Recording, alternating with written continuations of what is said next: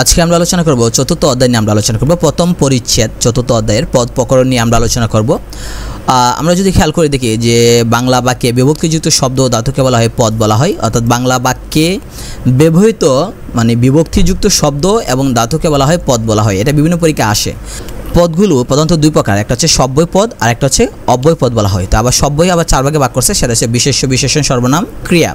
সুতরাং আমরা মোট 5 প্রকারে আমরা বলতে পারি, যেটা বিশেষ্য, বিশেষণ, সর্বনাম, ক্রিয়া, অব্যয় এগুলো।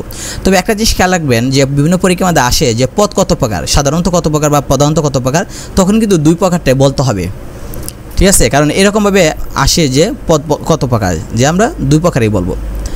আমরা যদি খেয়াল করে দেখি যে এখানে বিশেষ্য দেওয়া আছে, নিশ্চয়ই আমরা যদি খেয়াল করি যে কোনো কিছুর নামকে বিশেষ্য বলা হয়, তো আমরা জানি যে কোনো কিছু যে কোনো কিছুর নামকে বিশেষ্য বলা হয়। এখানে আবার বিশেষ্য 6 প্রকার দেওয়া আছে, যেটা আমরা ইংরেজিতে আমরা ভালো করে জানি যে proper, common, material, collective, verbal, আর আরেকটা হচ্ছে অ্যাবস্ট্রাক্ট। ভার্বাল কিন্তু নাই, ইংরেজিতে নাই, বাংলাতেই ভার্বাল দেওয়া আছে, যেটা আছে ভাববাচক। তাহলে আমরা যদি খেয়াল করি একটা যদি আমরা বলি, প্রথম হচ্ছে কি যে নামবাচক, যেটা তাহলে আমরা যদি নামবাচক আমরা যদি খেয়াল করে দেখি, নামবাচকরে আমরা বা সংজ্ঞাবাচক বলা হয় যে পদ দ্বারা কোনো কিছু নাম বোঝায়, নির্দিষ্ট নাম বোঝায়, যদি ব্যক্তির নাম, ভৌগোলিক স্থানের নাম, ভৌগোলিক সংজ্ঞা বা গ্রন্থের নাম। জাতিবাচক কি কোনো একটা জাত বোঝাইলে, যেমন মানুষ, গরু, পাখি একটা জাত, সকল মানুষ জাত, সকল গরু জাত, এরকম। তো ইংরেজি হলে সবচেয়ে ভালো হয় কি, প্রপার হচ্ছে কি আপনার নির্দিষ্ট নাম বোঝালে, আর জাতি হচ্ছে কমন, সাধারণ নাম। জাতি হচ্ছে কি আপনার সাধারণ নাম, যে আমরা সবাই মানুষ, এটা আমাদের সাধারণ নাম। গরুর সাধারণ নাম হচ্ছে গরু, বাংলাদেশ বলেন পৃথিবীর যে কোনো প্রান্তে যে কোনো গরু হোক, এদের একটা সাধারণ নাম হচ্ছে গরু। পাখি, গাছ, পর্বত। এখন নদী, এখন আমরা যদি স্পেসিফিক বলি যে পদ্মা নদী, তাহলে সেটা চলে যাবে আপনার প্রপার নাউন, নামবাচক বিশেষ্য চলে যাবে। যদি আমরা বলি পদ্মা নদী, কেন পদ্মা নদীর একটা নির্দিষ্ট নাম। আর শুধু নদী বললে পদ্মাও নদী, মেঘনাও নদী, আমাদের বাড়ির আশেপাশে যেটা আছে ওইটাও নদী, তাহলে তখন কি হবে, এটা হয়ে যাবে কি কমন, সাধারণ নাম, নদী।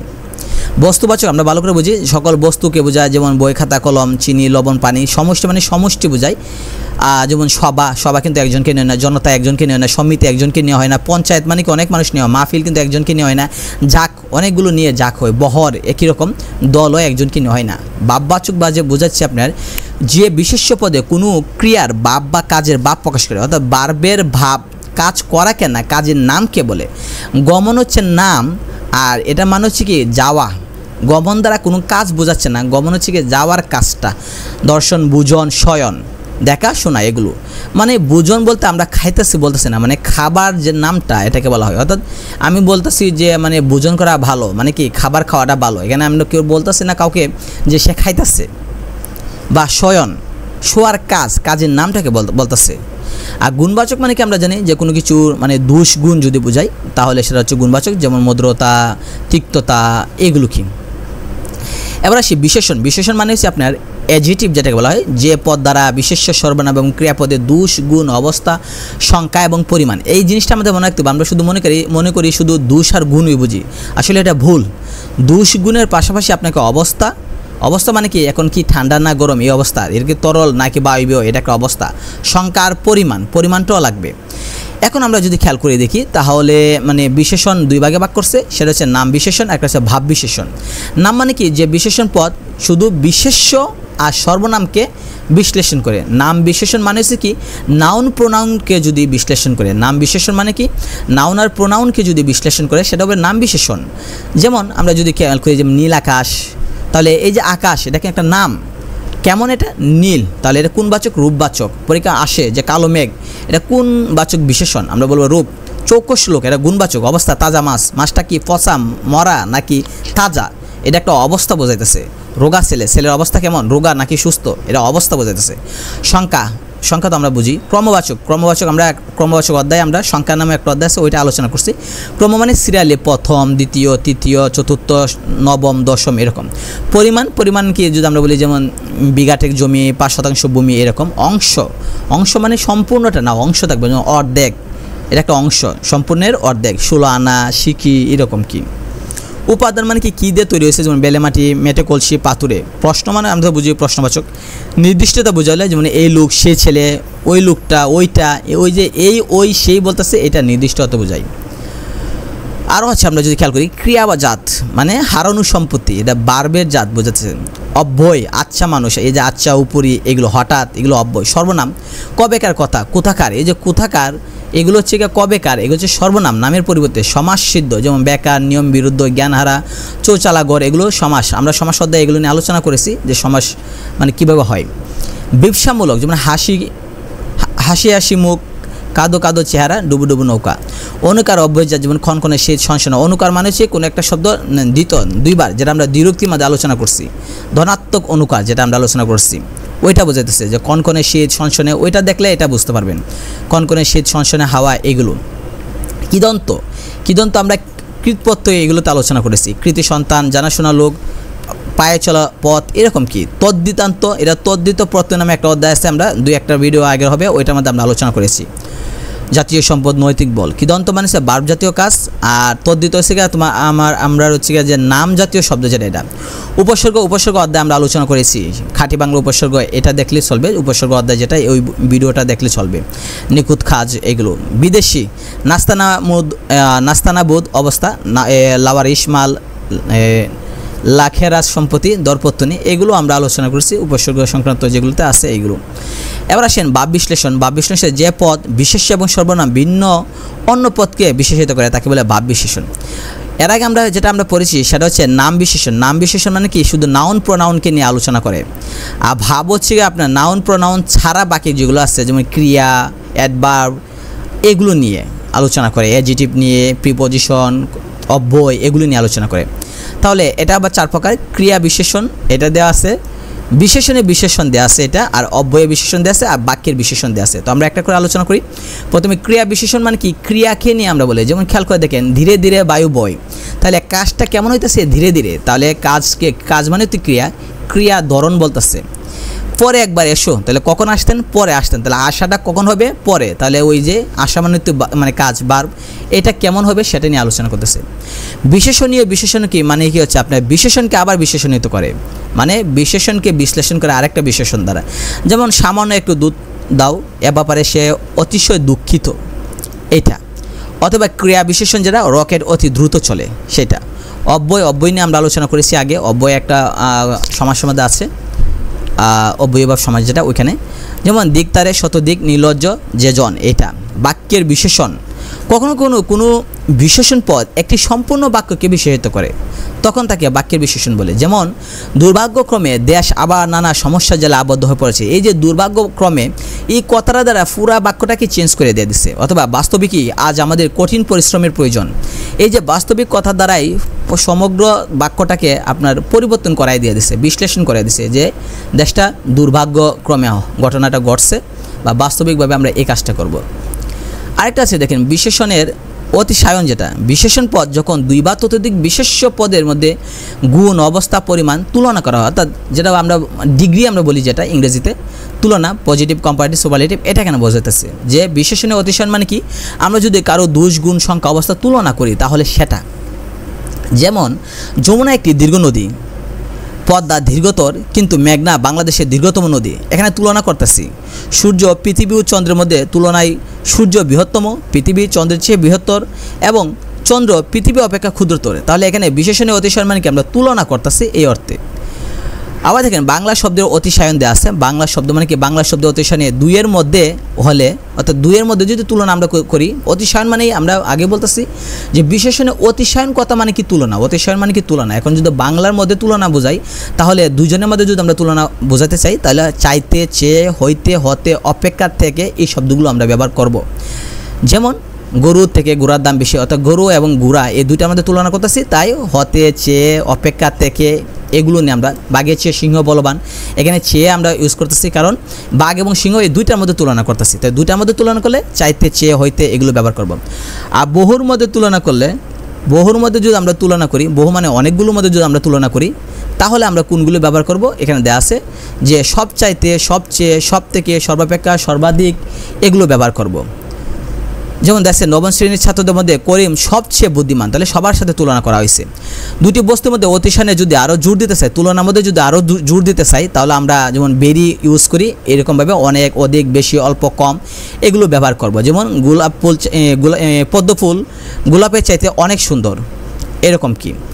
তৎসম শব্দের অতিশায়ন যদি আমরা খেয়াল করে দেখি, তৎসম শব্দের অতিশায়নে দুইয়ের মধ্যে হলে আমরা তর ব্যবহার করব তুলনা করলে, আর বহুর মধ্যে হলে অনেকগুলোর মধ্যে হলে তম ব্যবহার করব।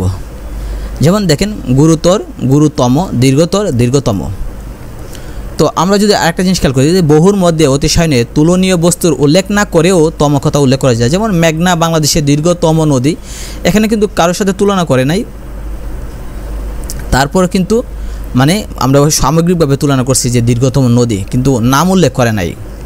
তৎসম শব্দের অতিশায়নে দুইয়ের মধ্যে তুলনায় ইয়স প্রত্যয় আর বহুর মধ্যে তুলনা করলে ইষ্ট প্রত্যয় যুক্ত করা হয়। বাংলায় সাধারণত ইয়স প্রত্যয়ান্ত শব্দগুলো ব্যবহৃত হয় না। আবার বলি যে তৎসম শব্দে দুইয়ের মধ্যে তুলনা বোঝালে ইয়স প্রত্যয় লাগাই, আর যদি অনেকের মধ্যে তুলনা করি তাহলে ইষ্ট। বাংলায় কিন্তু ইয়স বলে কোনো শব্দ ব্যবহার করা হয় না। তাহলে আমরা খেয়াল করে দেখি যে লঘু, লগিয়ান,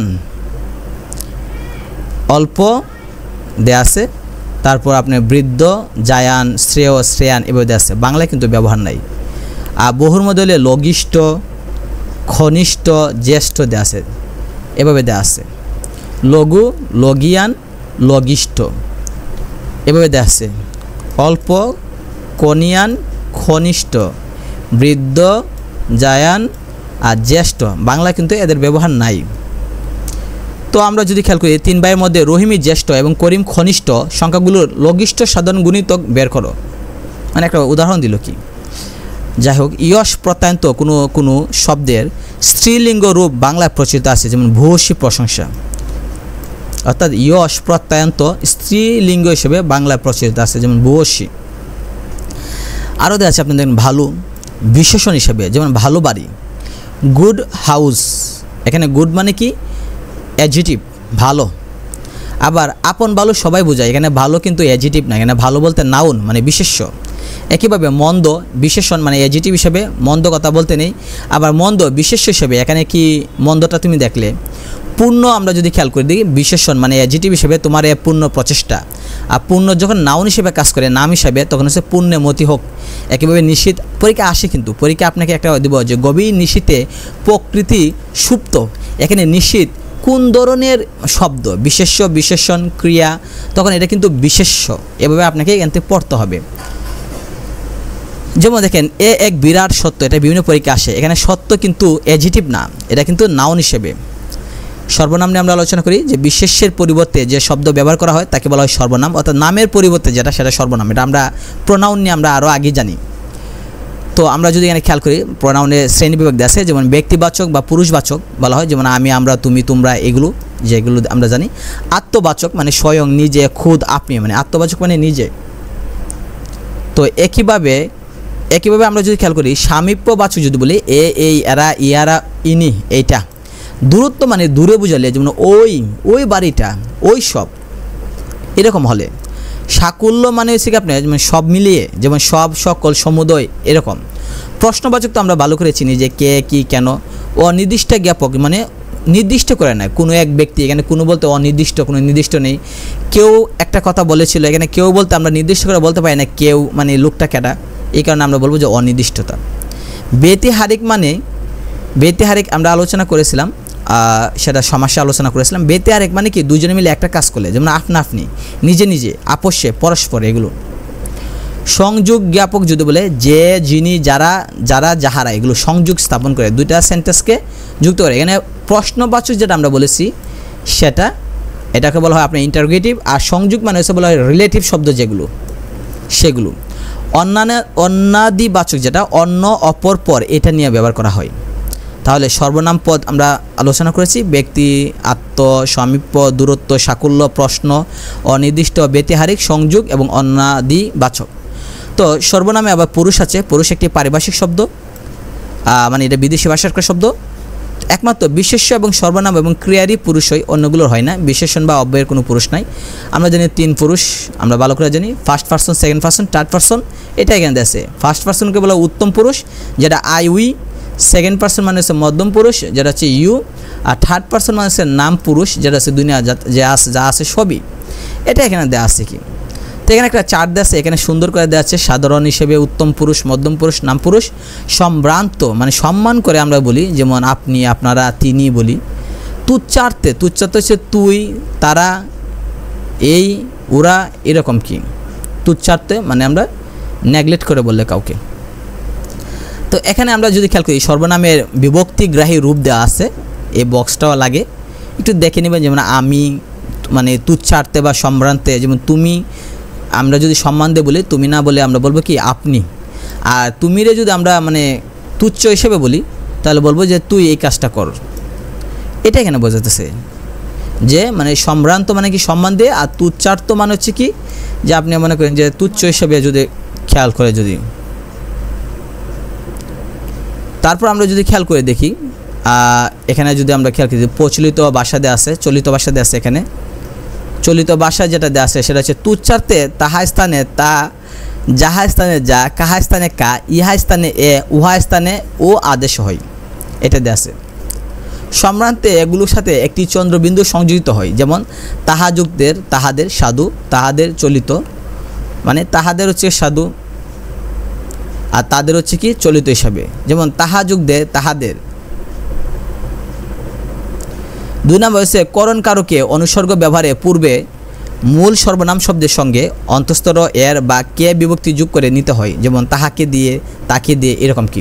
ষষ্ঠী বিভক্তি আমরা বিভক্তি অধ্যায়ে আমরা আলোচনা করেছি, যেটা আপনার দেখবেন যে ওইখানে আলোচনা করা আছে।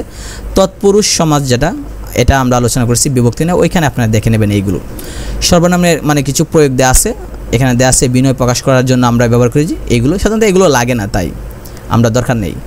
অব্যয়পদ, অব্যয়পদ মানে এখানে অব্যয়পদ নিয়ে আলোচনা করে ন ব্যয় যেটা, এটাকে বলা অব্যয় বলা হয়। ন ব্যয় যেটা, এটা অব্যয় বলা হয়।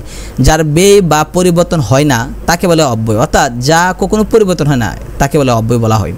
তো আমরা যদি খেয়াল করি যে বাংলা ভাষায় 3 ধরনের অব্যয় আছে, সেটা হচ্ছে বাংলা, তৎসম এবং বিদেশি দেওয়া আছে। তো বাংলা অব্যয় আছে যেটা, সেটা হচ্ছে আর, আবার, উ, হা, না, এই যে আছে এইগুলো শুধু বাংলা অব্যয় শব্দ। এটা বিভিন্ন পরীক্ষা আসে, আর, আবার, উ, হা, না। তৎসম যেটা, এটা আমরা যদি খেয়াল করি যে তৎসম অব্যয় হচ্ছে আপনার যদি, যথা, সদা, সহসা, হঠাৎ, অর্থাৎ, দৈবাৎ, বরং, পুনশ্চ, আপাতত, বস্তুত, এগুলো ব্যবহার করা হয়। আর বিদেশি যদি হয় তাহলে আলবৎ, বহুত, খুব, সাবাস, খাসা, মাইরি, মারহাবা, এগুলো ব্যবহার করা হয়। তো একাধিক অব্যয় শব্দযুগে হয়, যেমন কদাপি, নতুবা, অতএব, এগুলো ব্যবহার করা হয়। আনন্দ হিসাবে আমরা ছি, ছি, দিক, দিক, বেশ, বেশ ব্যবহার করা হয়। 2টি ভিন্ন শব্দযুগে হয়, মোট কথা, হয়তো, যেহেতু, নইলে। অনুকা যেটা, অনুকা নিয়ে আমরা আলোচনা করছি দ্বিরুক্তি শব্দের মধ্যে, মানে যেগুলো মানুষের মুখের কথা নয়, যেগুলো শব্দ, বস্তু বা প্রাণীর, যেমন কুহু, কুহু, গুনগুন, গেউ, গেউ, শন, শন, ছল, ছল, কন, কন। তো অব্যয় আবার 4 প্রকার, সেটা হচ্ছে সমুচ্চয়ী, অনুন্বয়ী, অনুসর্গ, অনুকার বা ধনাত্মক অব্যয়। এই ধনাত্মক অব্যয়ের মধ্যে আমরা আলোচনা করব যে ওই যে অনুকার শব্দ যেটা কুহু, কুহু, গুনগুন, এটা আলোচনা করব। সমুচ্চয়ী অব্যয় মানে কি দেখেন, অব্যয় আমরা বলতেছি যে 4 প্রকার। একটা হচ্ছে সমুচ্চয়ী, অনুন্বয়ী, অনুসর্গ, আর একটা হচ্ছে অনুকার বা ধনাত্মক। সমুচ্চয়ী যেটা, এটাকে আবার 3 ভাগে ভাগ করছে, সংযোগ, বিয়োজক, সংকুচক। আর অনুসর্গ যেটা, এটাকে 2 ভাগে ভাগ করছে, একটা বিভক্তি মানে বিভক্তি সূচক, আর একটা হচ্ছে বিভক্তি রূপে ব্যবহৃত। তো প্রথমে আমরা সমুচ্চয়ী যদি আমরা খেয়াল করি যে অব্যয় পদ একটি বাক্যের সঙ্গে অন্য একটি বাক্যের বা বাক্যস্থিত একটি পদের সাথে আরেকটা পদের মধ্যে যদি সংযোগ ঘটায় বা বিয়োজন ঘটায় বা সংকুচন ঘটায়, তাকে আমরা বলবো সমুচ্চয়ী অব্যয়। এটা আরেক নাম হচ্ছে সমন্বয়বাচক শব্দ বলা হয় বা সমন্বয়বাচক অব্যয় বলা হয়। তাহলে সমুচ্চয়ী আরেক নাম হচ্ছে সম্বন্ধবাচক। তাহলে সম্বন্ধবাচক যে, এটা আমাদের খেয়াল রাখতে হবে। তো আমরা প্রথমে আমরা দেখি যে সমুচ্চয়ী অব্যয় তো 3 ভাগে ভাগ করছে। প্রথমটা হচ্ছে সংযোজক। সংযোজক মানে হচ্ছে কি উচ্চপদ সামাজিক মর্যাদা সকলেই চায়, এখানে ও দ্বারা 2টা শব্দকে যুক্ত করছে। সংযোজন মানে কি যুক্ত করাকে বলা হয় সংযোজন বলা হয়। যেমন তিনি সৎ, তাই সকলেই তাকে শ্রদ্ধা করে, এখানে তাই দ্বারা তিনি সৎ আর সকলেই তাকে শ্রদ্ধা করে, এই 2টাকে যুক্ত করছে। আর বিয়োজক মানে কি বাদ দেওয়া, যেমন হাশেম কিংবা কাশেম এর জন্য দায়ী। এখানে বাদ মানে কি হয় হাশেম দায়ী নাইলে কাশেম দায়ী, যে কোনো একজন, তাই বিয়োজক দেওয়া বাদ করে দেওয়া হলো। মন্ত্রের সাধন কিংবা শরীর পাতন মানে হয় মন্ত্র সাধন করে ছাড়ব আর না হলে শরীর ধ্বংস করে লাইব, তবু মন্ত্র সাধন ছাড়ব না। এটাই বলতেছে কিংবা দ্বারা মানে বিয়োজন, যে হয় মন্ত্রের সাধন করব যে কোনো একটা, হয় মন্ত্র সাধন করে আমরা সিদ্ধি লাভ করব আর না হলে শরীর মন্ত্রে সাধন করতে গিয়ে যদি শরীরের পতন ঘটে যাক, এটা এখানে দেওয়া আছে। সংকুচক যদি আমরা খেয়াল করে দেখি তাহলে তিনি বিদ্বান অথচ সৎ ব্যক্তি, এই যে অথচ দিয়ে আমরা সন্দেহ লাগাই দিছি এটাকে বলা হয় সংকুচক। মানে তিনি বিদ্বান ঠিক আছে, অথচ দিয়ে আবার লাগাই দিলাম যে সৎ ব্যক্তি নন, মানে একটা ভালো কথা বললাম পরে একটা অথচ দিয়ে খারাপ কথা বলে দিলাম, তো এটাকে বলে সংকুচক বলা হয়। অনুগামী সমুচ্চয় অব্যয় একটা আছে যে যদি যদিও যেন প্রভৃতি কয়েকটি শব্দ সংযোজক অব্যয়ে কাজ করে, তাহলে এটা আমাকে মনে রাখতে হবে যে যদি যদিও যেন এই কথাগুলো অনুগামী সমুচ্চয় অব্যয় হিসেবে কাজ করে। যেমন আজ যদি পারি একবার সেখানে যাব, এখানে যে যদি সেটা অনুগামী সমুচ্চয় অব্যয়। অনুন্নয়ী অব্যয় মানে কি দেখেন, অনুন্নয়ী অব্যয় হচ্ছে কি আপনার যে সকল অব্যয় বাক্যের অন্য পদের সঙ্গে কোনো সম্বন্ধ না রেখে স্বাধীনভাবে ভাব প্রকাশ করে সেটা বলে অনুন্নয়ী। অনুন্নয়ী অব্যয় মানে কারোর সাথে সম্পর্ক না রেখে স্বাধীনভাবে সে অর্থ প্রকাশ করে। যেমন উচ্ছ্বাস হিসেবে আমরা বলি মরিমরি, কি সুন্দর প্রভাতের রূপ, এখানে মরিমরি শব্দটা হচ্ছে উচ্ছ্বাস। স্বীকৃতি বা অস্বীকার হিসেবে আমরা হ্যাঁ আমি যাব, এখানে হ্যাঁ মানে স্বীকার করতেছি, না আমি যাব না, না মানে কি অস্বীকার করতেছি। সম্মতি দিলাম যে আমি আজ আলবৎ যাব, সম্মতি দিলাম যে নিশ্চয়ই পারবো। অনুমোদন হিসেবে আপনি যখন বলেছেন বেশ তো আমি যাব, অনুমোদন। সমর্থন হিসেবে আপনি যা জানেন তা তো ঠিকই বটে, এখানে তু শব্দটা সমর্থন। যন্ত্রণা হিসেবে ও পায়ে বড্ড লেগেছে, না এ কষ্ট অসহ্য। ঘৃণা হিসেবে বা বিরক্তি হিসেবে যেমন ছি তুমি এত নিচে, বা কি আপদ লোকটা যে পিছু ছাড়ে না, এটা মানে কি আপদ এটা হচ্ছে বিরক্তি অর্থে, আর ছি ঘৃণা অর্থে ব্যবহার করা হয়। সম্বোধন মানে হচ্ছে ওগো আজ তোরা যাস না ঘরের বাইরে, এখানে ওগো বলে আমরা সম্বোধন ডাক দিতাছি। সম্বোধন মানে কাউকে ডাক দেওয়া। সম্ভাবনা মানে কি কোনো কিছু ঘটার সম্ভাবনা আছে, যে আজ বৃষ্টি হইলেও হইতে পারে, এটা একটা সম্ভাবনা। যেমন সংশয় সংকল্প সদা টলে, পাছে লোকে কিছু বলে, এখানে পাছে শব্দটা সম্ভাবনা অর্থে। বাক্যালঙ্কার অব্যয় যেটা অর্থাৎ বাক্যের অলঙ্কার হিসেবে মানে শোভা বর্ধন করে, এটাকে বলা হয় বাক্যালঙ্কার অব্যয়। যেমন কত না হারানো স্মৃতি জাগে আজও মনে, এখানে কত না হচ্ছে আপনার বাক্য অলঙ্কার। বা হাইরে ভাগ্য হাইরে লজ্জা কোথায় সভা কোথায় সজ্জা, এখানে হাইরে শব্দটা হচ্ছে আপনার বাক্য অলঙ্কার। এবার দেখেন অনুসর্গ যেটা আছে, যে সকল অব্যয় শব্দ মানে যে সকল অব্যয় শব্দ বিশেষ্য আর সর্বনাম পদের বিভক্তি নেই বসে কারকবাচকতা প্রকাশ করে, অর্থাৎ অনুসর্গ হচ্ছে সেই সকল শব্দ যারা বিশেষ্য এবং সর্বনামের সাথে বিভক্তি হিসেবে বসে। তো বিভক্তি কি এটা আমরা সমাস অধ্যায়ে আমরা তৎপুরুষ সমস্যা আলোচনা করছি, ওই ভিডিওটা আপনারা দেখতে পারেন। তো অনুসর্গ অব্যয়, যে অনুসর্গ অব্যয় এটা আরেকটা নাম আছে, সেটা হচ্ছে পদান্বয়ী অব্যয়। এই পদান্বয়ী অব্যয় যেটা এটা আপনাকে মনে রাখতে হবে, কারণ পরীক্ষা এটাই বেশি আসে। অনুসর্গ দুই ধরনের, সেটা হচ্ছে বিভক্তি সূচক অব্যয় আর একটা হচ্ছে বিভক্তি রূপে ব্যবহৃত অনুসর্গ। তো আমরা যদি খেয়াল করে দেখি যে অনুকার অব্যয় দেওয়া আছে, অনুকার অব্যয় যদি আমরা খেয়াল করে দেখি, এখানে অনুকার অব্যয়, অনুকার মানে হচ্ছে এমন শব্দ যেটা মানুষের মুখের কথা নয়, মানুষের মুখের কথা অর্থপূর্ণ মানুষের মুখের কথা বাদে যা আছে সকল কিছুই অনুকার। যেমন বজ্রের ধ্বনি কর্কর, বৃষ্টির শব্দ জমজম, এখন তো বৃষ্টি তো পড়বার সময় জমজম করে তো আর বৃষ্টি পড়ে না, আমাদের কাছে মনে হয় যে এটা শব্দটা জমজম।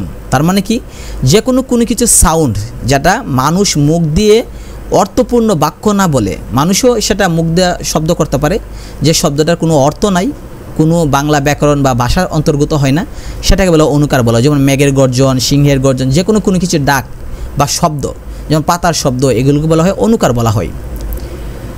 তো আমরা যদি খেয়াল করে দেখি যে এখানে দেয়া আছে কিছু, যেমন ঝাঝা মানে প্রখরতা অর্থে, খাকা শূন্যতা অর্থে ব্যবহার করা হয়। তো অব্যয় বিশেষণ দেয়া আছে, নাম বিশেষণ যেটা অতিভক্তি সুরের লক্ষণ এইটা, ভাব বিশেষণ আবার যেতে হবে, ক্রিয়া বিশেষণ অন্যত্র চলে যাও। নিত্য সম্বন্ধনীয় অব্যয় দেয়া আছে, যেমন একটা আরেকটার সাথে যুক্ত আছে, যেমন দেখেন যথা তথা, যত তত, যখন তখন, একটা আরেকটার উপর নির্ভরশীল। তো তৎসম প্রত্যয়ান্ত অব্যয় যেটা, এরকম তৎসম অব্যয় বাংলা ব্যবহৃত হয়, যেমন ধর্ম তো বলছি, তো প্রত্যয়ান্ত অব্যয় কি যেটা, এটা দুর্ভাগ্যবশত মানে কথার মধ্যে তো কথাটা আমরা উল্লেখ করবো, যে অন্তত শেষে তো থাকবো, জ্ঞানত শেষে তো কথা উল্লেখ থাকবে, এটাকে বলা হয় তো প্রত্যয়ান্ত অব্যয়। তো আমরা শেষ পর্যায়ে এসে পড়ছি। এখন এখানে একটু লেখা আছে যে একই অব্যয় শব্দের বিভিন্ন অর্থে ব্যবহার আছে, যেমন আর পুনরাবৃত্তি হয়, যেমন ওদিকে আর যাব না, এটা পুনরাবৃত্তি। নির্দেশ বলো আর কি চাও, এটা নির্দেশ। সেদিন কি আর আসবে, সেটা নিরাশা অর্থে ব্যবহার করা হয়েছে। পরীক্ষা হলে আসে যে সেদিন কি আর আসবে, এটা কোন অর্থে ব্যবহার করা হয়েছে, অপশন হবে নিরাশায়। আর কি বাজবে বাসি, এটা কোন অর্থে, বাক্যালঙ্কার হিসাবে। করিম ও রহিম দুই ভাই, এটা সংযোগ করতে ব্যবহার করা হয়েছে। আজ বৃষ্টি হতে পারে, এটা সম্ভাবনা। ওকে বলাও যা না বলো তা, তুলনা। খেতে যাবে, গেলেও হয়, স্বীকৃতি। এত চেষ্টাতেই হলো না, হতাশা। তুমি কি বাড়ি যাচ্ছ, এটা জিজ্ঞাসা। কি বিপদ, লোকটা যে পিছু ছাড়ে না, এটা বিরক্তি। কি আমির কি ফকির, একদিন সকলেই যেতে হবে, এটা কিন্তু সাকুল্য, মানে সর্বসাকুল্য সবার ক্ষেত্রে। তোমাকে নিয়ে কি মুশকিলে না পড়লাম, এটা বিড়ম্বনা অর্থে। এখন যেও না, এটা নিষেধ অর্থে। তিনি যাবেন, না হয় আমি যাব, এটা বিকল্প, মানে তিনি গেলে না হলে আমি যাব, বিকল্প। একজন না গেলে আরেকজন কি। আর একটি মিষ্টি খাও না খোকা, আর একটা গান গাও না, এটা আদর বা অনুরোধ। তিনি না কি ঢাকায় যাবেন, এটা সম্ভাবনা। কি করেই না দিন কাটাচ্ছ, বিস্ময়। ছেলে তো না যেন একটা হিটলার, তুলনা। মনে করেন পরীক্ষা হলে কিন্তু আসবে এভাবে যে মুখ যেন পদ্ম ফুল, এটা কোন অর্থে ব্যবহার করা হয়েছে, উপমা। খোদা যেন তোমার মঙ্গল করেন, এটা প্রার্থনা। ইস ঠান্ডা যেন বরফ, তুলনা হিসাবে। লোকটা যেন আমার পরিচিত মনে হলো, এটা অনুমান। সাবধানে চলো, যেন পা পিছলে না পড়ো, এটা সতর্কতা। ছেলে তো নয় যেন ননির পুতুল, এটা ব্যঙ্গ হিসাবে প্রকাশ করা হয়। তাহলে এই হলো এই অধ্যায়ের। তো আমরা নেক্সট আমরা যেটা আলোচনা করব সেটা হচ্ছে গিয়া, যে অধ্যায়টা আলোচনা করবো সেটা হচ্ছে দ্বিতীয় পরিচ্ছেদ, সেটা হচ্ছে ক্রিয়াপদ নিয়ে আমরা আলোচনা করব, মানে ভার্ব নিয়ে আমরা আলোচনা করব।